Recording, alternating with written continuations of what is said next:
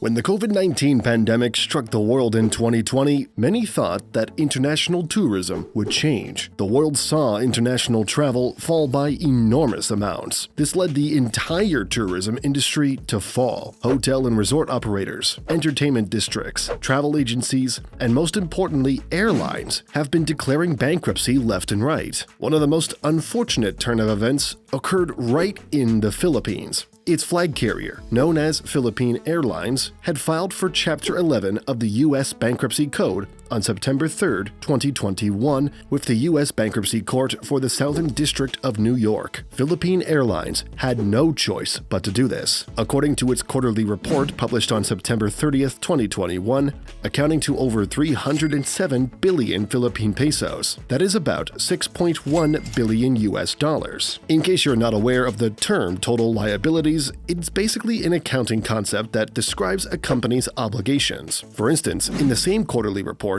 they had about 19 billion pesos of notes payables, 20 billion pesos worth of accounts payables, accrued employee benefits worth 11 billion pesos, and a total of 220 billion pesos worth of total current liabilities. Current liabilities are what the company may need to pay within the next 12 months. But that's the problem. The company did not have more than 220 billion pesos, or more than 4 billion US dollars worth of cash lying around. They only had 34 billion pesos of total current assets, of which 4.4 billion pesos are its cash and cash equivalents. But that was not the only issue. The company was also not raking cash. The airline industry was down. The company had also reported a comprehensive loss amounting to over 27.1 billion pesos in 9 months ended of 2021. Philippine Airlines was, in other words, really going down the drain, and they needed to act fast. Luckily, their Chapter 11 was granted by the court. Now, this did not mean that Philippine Airlines would halt its operations. The PAL Group, which is the holding company for Philippine Airlines, would still continue to operate flights and would expect to continue to meet its financial obligations to its creditors,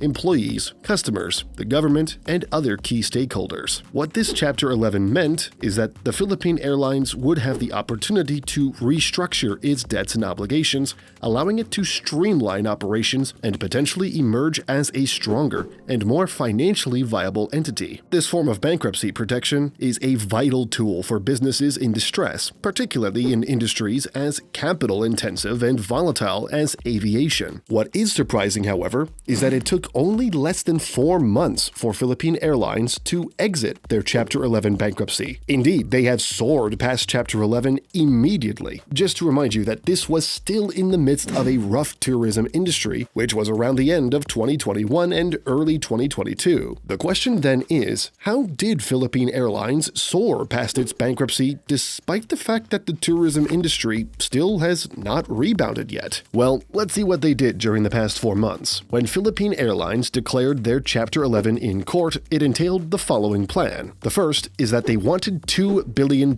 in permanent balance sheet reductions from existing creditors. The second is that the plan will allow the airlines to consensually contract fleet capacity by 25%. The third is that the company will have fresh infusion of about $505 million in long-term equity from PAL's majority shareholder, which is none other than Lucio Tan. An additional $150 million will be added as a debt financing tool from new investors. And finally, PAL also sought to complete a parallel filing for recognition in the Philippines under the Financial Insolvency and Rehabilitation, or FRIA, Act of 2010. After the plan was announced, the court then approved to reduce debts by over $2 billion, which was crucial to the success of the restructuring plan. This step was key in positioning the national airline for recovery from the losses caused by the pandemic. Second, the restructuring plan was unanimously approved by all voting parties, including primary aircraft leasers and lenders, original equipment manufacturers or OEMs, maintenance, repair, and overhaul service providers, as well as certain funded debt lenders. Third, Despite undergoing financial restructuring, the airline maintained its operations without interruption. It continued to honor tickets, vouchers, and its loyalty program, Mabuhay Miles. As travel restrictions were lifted, the airline increased its operations. By the end of 2021, with further easing of travel restrictions, PAL successfully completed its Chapter 11 bankruptcy process. In short, this process allowed PAL to continue as the national flag carrier of the Philippines and the country's leading international airline, preserving its 80-year legacy of connecting the Philippines to the global community. But that's not where this story ends. This is just the start. Now that Philippine Airlines is back in business, they have been reporting big figures. They even celebrated a record year in 2023 after it achieved its most robust financial performance ever. Philippine Airlines reported that it had a net income of over $379 million, or 21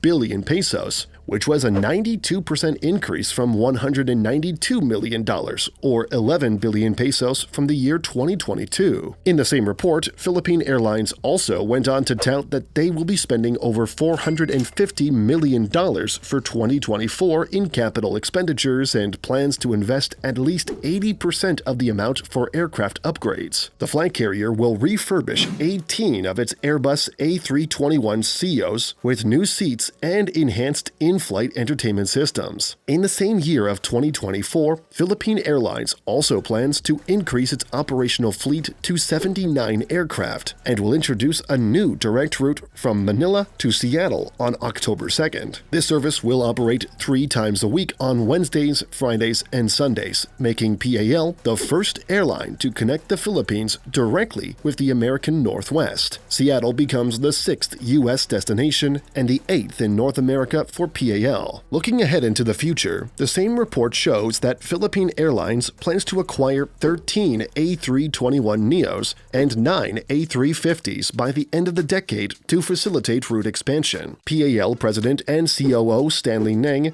revealed that the airline is even exploring opportunities in Europe, with potential direct flights to Brussels and Paris as it prepares to integrate A350s into its fleet next year. In the Asia-Pacific region, Philippine Airlines aims to reintroduce flights from Cebu to Osaka and eventually resume services from Manila to Sapporo, pending the arrival of new aircraft. PAL's profits soared to 16.81 billion Philippine pesos in 2023, doubling from 8.16 billion in 2022, buoyed by a revival in aviation activities globally. These plans showcase that Philippine Airlines is not merely jumping out of its bankruptcy back in 2021, but it is now on track to become one of Asia's major airlines once again. As a matter of fact, it was also reported back in 2022 that Philippine Airlines wanted to become among the top 3 full-service airlines in Asia by 2025. The president and COO, Captain Stanley Ng, back in 2022, said that to achieve this target, the flag carrier must focus on how the company will differentiate itself from its competitors, invest in systems and processes to enhance passenger experience, improve back-end support, and implement digital innovations, all with the aim of really elevating service to customers and growing its market. Moreover, Stanley Yang also said, quote, "There are a lot of low-cost carriers, and there are a lot of full-service carriers. So where is Philippine Airlines in that? We are here, and this is where we want to be, a top full-service carrier." This is, of course, just about a year away. Whether Philippine Airlines can actually become a leading carrier in Asia may still be a dream away, but this is a good start.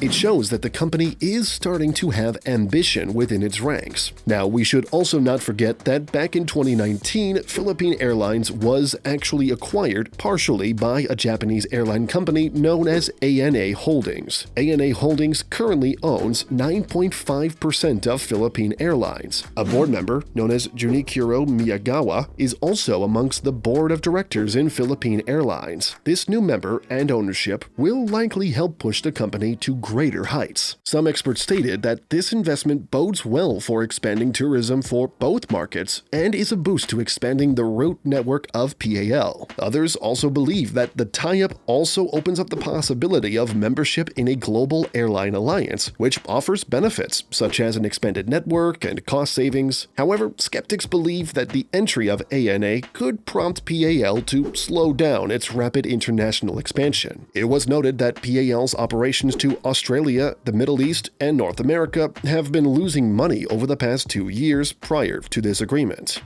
But anyway, do let us know what you think. Thanks for watching.